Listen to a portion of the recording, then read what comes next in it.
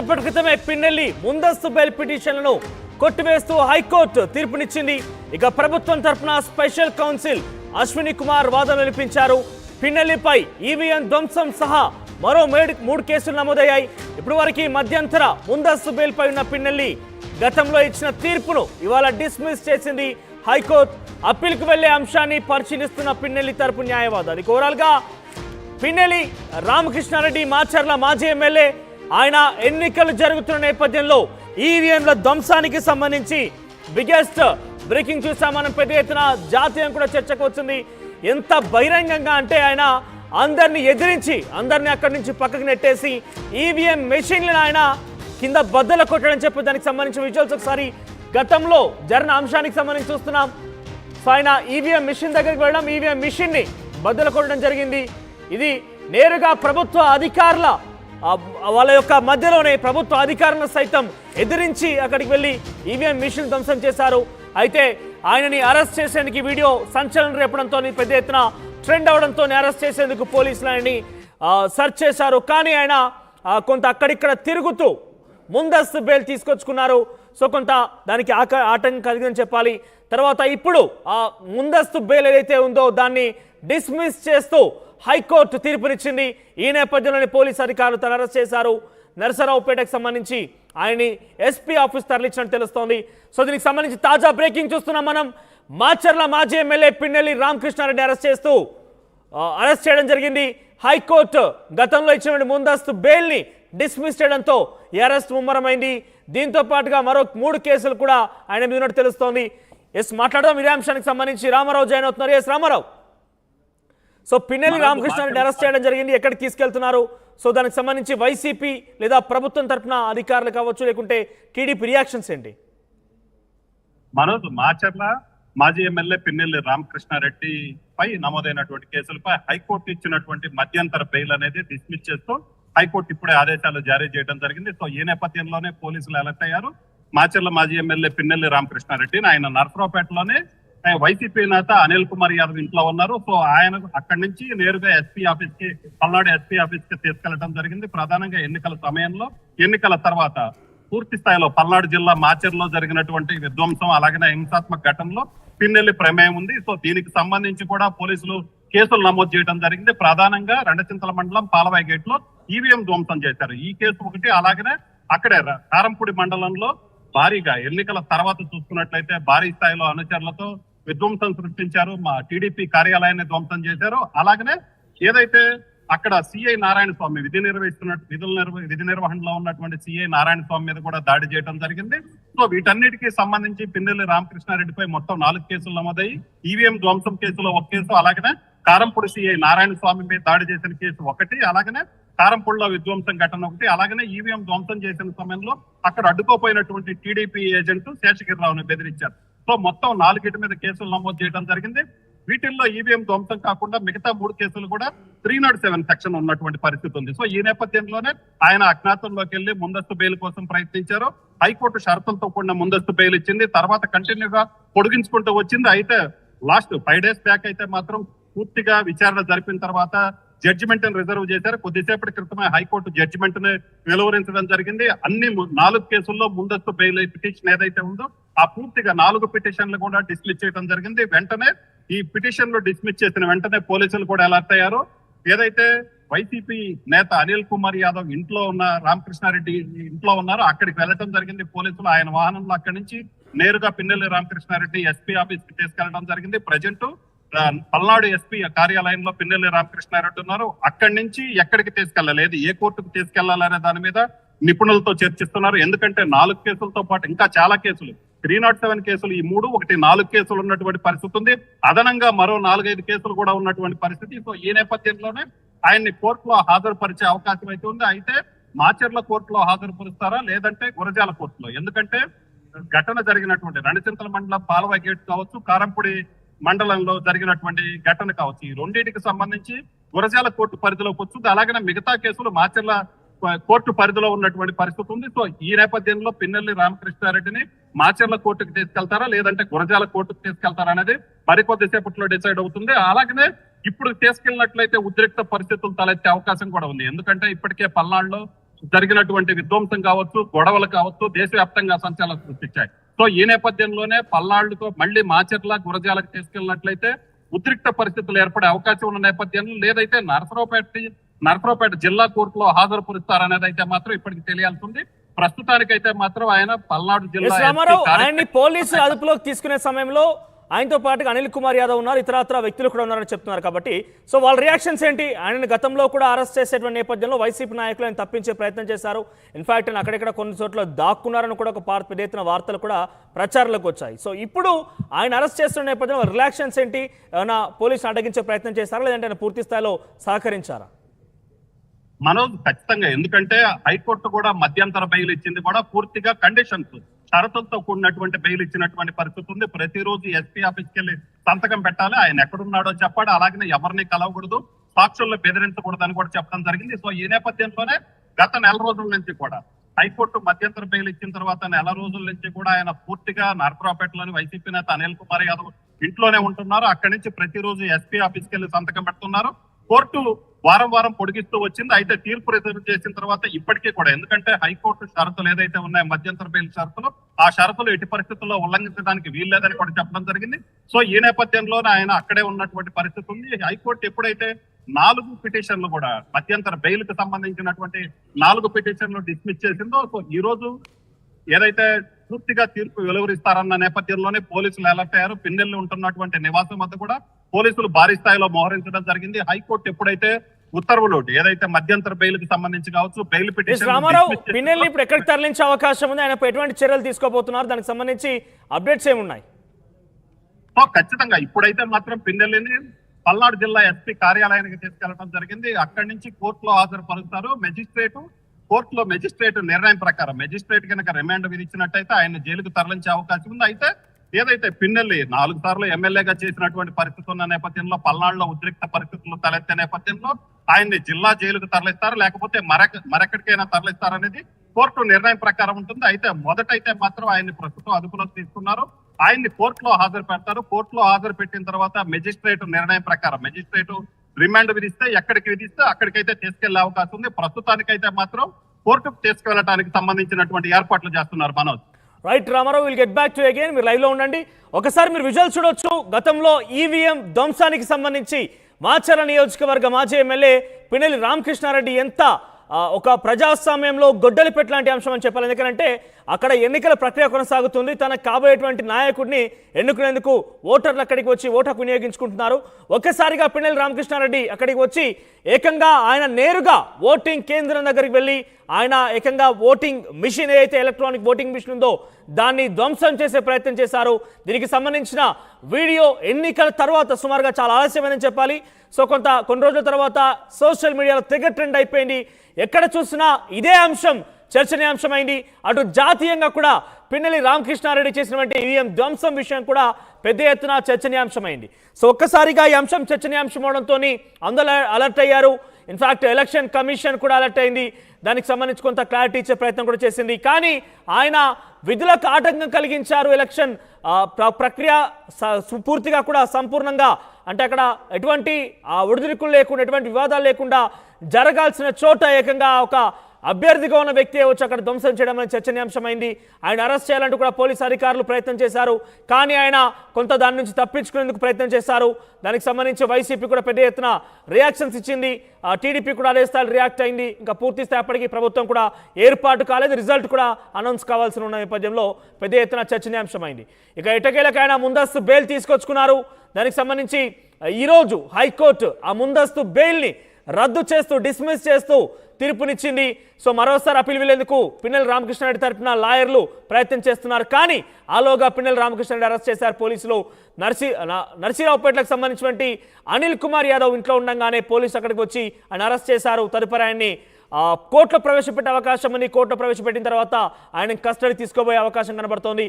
ఏదేమైనా కూడా పిన్నెల్లి రామకృష్ణారెడ్డి చేసినటువంటి ఆ ఈవీఎం ధ్వంసం అనే అంశం పెద్ద ఎత్తున జాతీయంగా చర్చకు వచ్చిందనంటే అర్థం చేసుకోవాలి. ప్రజాస్వామ్యానికి ఇది ఒక గొడ్డలి పెట్టలాంటి అంశం అంటూ కూడా గతంలో అనేక మంది మాట్లాడిన పరిస్థితి కనబడుతోంది.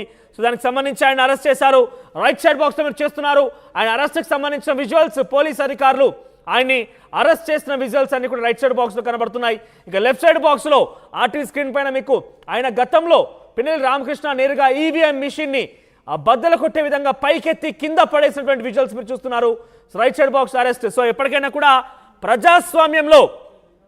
ప్రజాస్వామ్యంలో డెఫినెట్గా ఎప్పుడో ఒకప్పుడు శిక్ష తప్పదు, కానీ కాస్త ఆలస్యం అవ్వచ్చు.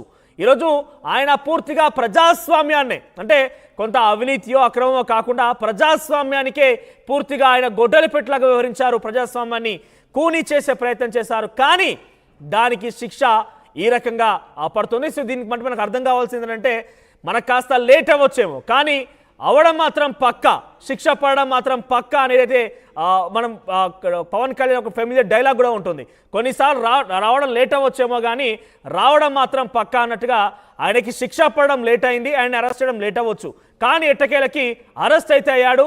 ప్రజాస్వామ్యాన్ని ఆయన పూర్తిగా కూని చేసే ప్రయత్నం చేసినందుకు ఇది ఆయనకు రిఫ్లెక్ట్ అయిన అంశం. సో ఒకసారి మాట్లాడదాం. రామారావు ఇంకా లైవ్లో సిద్ధంగా ఉన్నారు.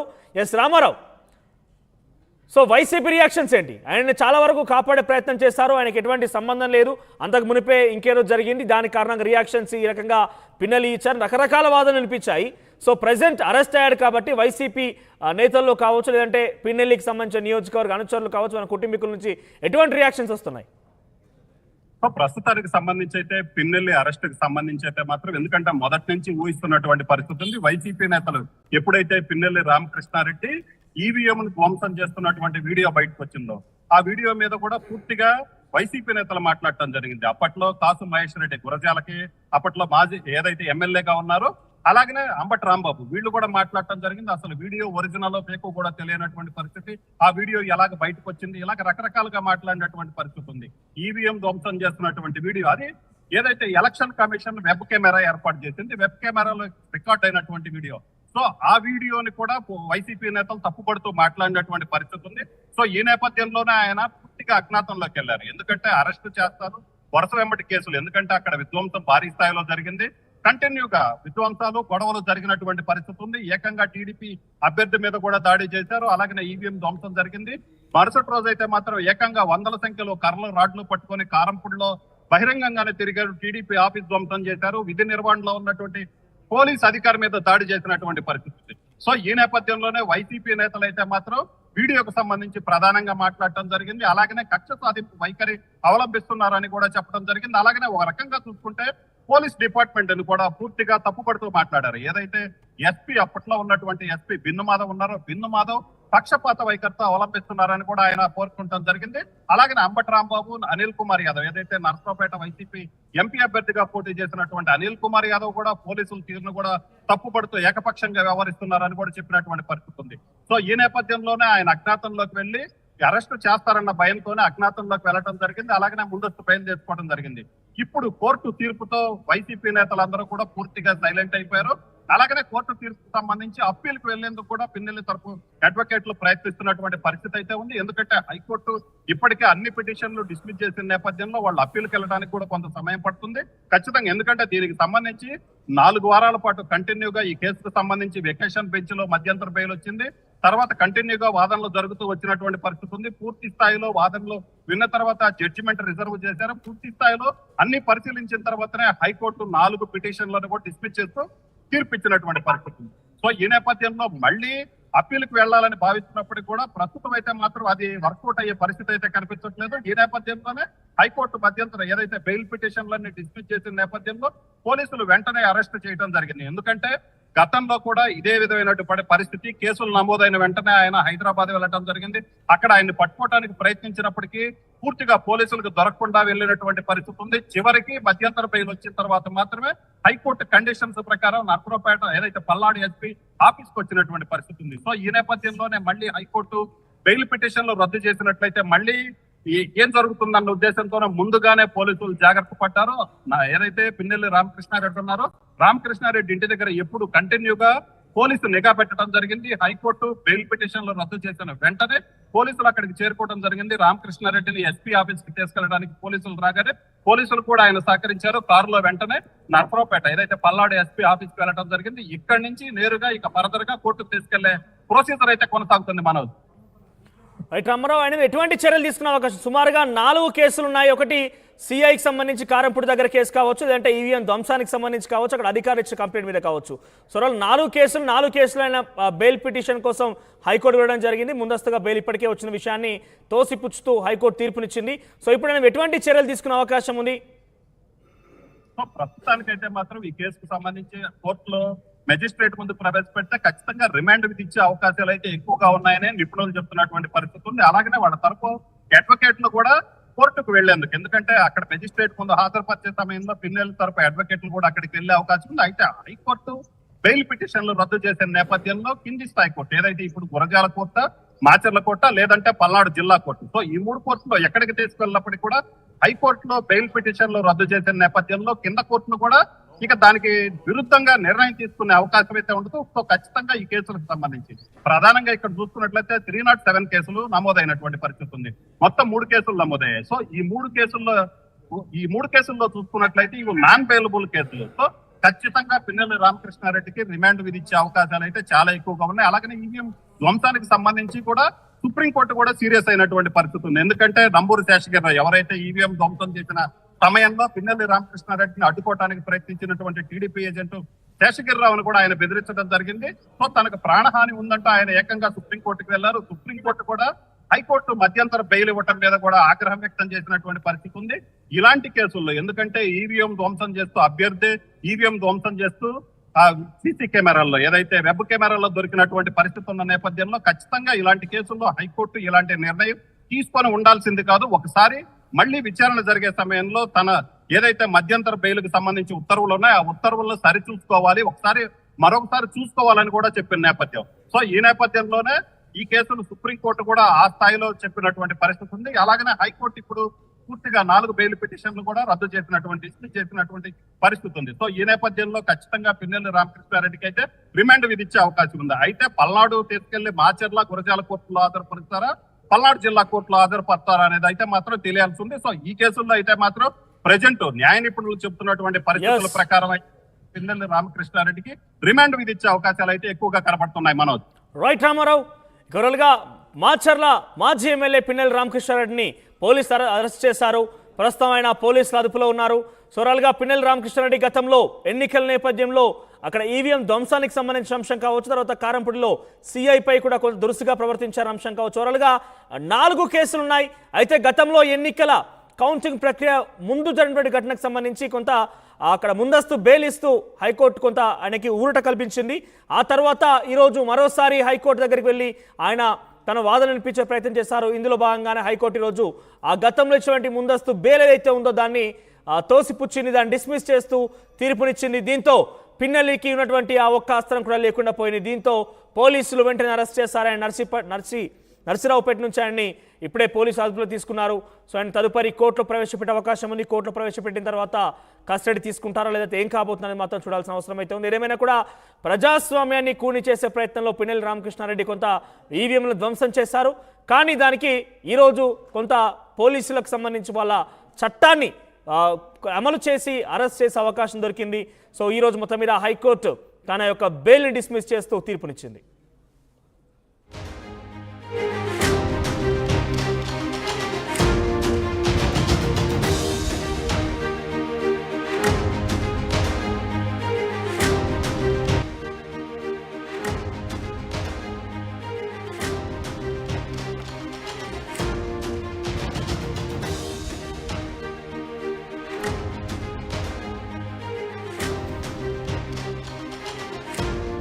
బ్రేకింగ్ న్యూస్ చూస్తున్నారు మీరు. మాజీ ఎమ్మెల్యే పిన్నెల్లి రామకృష్ణారెడ్డి అరెస్ట్ చేశారు పోలీసులు. నర్సరావుపేట ఎస్పీ ఆఫీస్ కు పిన్నెల్లిని తీసుకెళ్తున్నట్టు పోలీసులు తెలిపారు. కాసేపటి క్రితమే పిన్నెల్లి ముందస్తు బెయిల్ పిటిషన్లను కొట్టివేస్తూ హైకోర్టు తీర్పునిచ్చింది. ఇక ప్రభుత్వం తరఫున స్పెషల్ కౌన్సిల్ అశ్విని కుమార్ వాదనలు వినిపించారు. పిన్నెల్లిపై ఈవీఎం ధ్వంసం సహా మరో 3 కేసులు నమోదయ్యాయి. ఇప్పటి వరకు మధ్యంతర ముందస్తు బెయిల్పై ఉన్న పిన్నెల్లి గతంలో ఇచ్చిన తీర్పును ఇవాళ డిస్మిస్ చేసింది హైకోర్టు. అప్పీల్కు వెళ్లే అంశాన్ని పరిశీలిస్తున్న పిన్నెల్లి తరపు న్యాయవాది. ఓవరాల్గా పిన్నెల్లి రామకృష్ణారెడ్డి మాచర్ల మాజీ ఎమ్మెల్యే, ఆయన ఎన్నికలు జరుగుతున్న నేపథ్యంలో ఈవీఎంల ధ్వంసానికి సంబంధించి బిగ్గెస్ట్ బ్రేకింగ్ చూసాం మనం. పెద్ద ఎత్తున జాతీయం కూడా చర్చకు వచ్చింది. ఎంత బహిరంగంగా అంటే ఆయన అందరిని ఎదిరించి అందరిని అక్కడి నుంచి పక్కకు నెట్టేసి ఈవీఎం మెషిన్లను ఆయన కింద బద్దలు కొట్టడం చెప్పి దానికి సంబంధించిన విజువల్స్ ఒకసారి గతంలో జరిగిన అంశానికి సంబంధించి చూస్తున్నాం. సో ఆయన ఈవీఎం మిషన్ దగ్గరికి వెళ్ళడం, ఈవీఎం మిషన్ ని బద్దలు కొట్టడం జరిగింది. ఇది నేరుగా ప్రభుత్వ అధికారుల వాళ్ళ యొక్క మధ్యలోనే ప్రభుత్వ అధికారులను సైతం ఎదిరించి అక్కడికి వెళ్ళి ఈవీఎం మిషన్ ధ్వంసం చేశారు.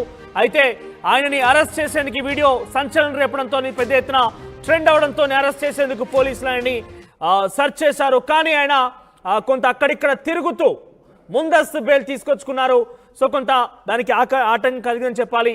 తర్వాత ఇప్పుడు ఆ ముందస్తు బెయిల్ ఏదైతే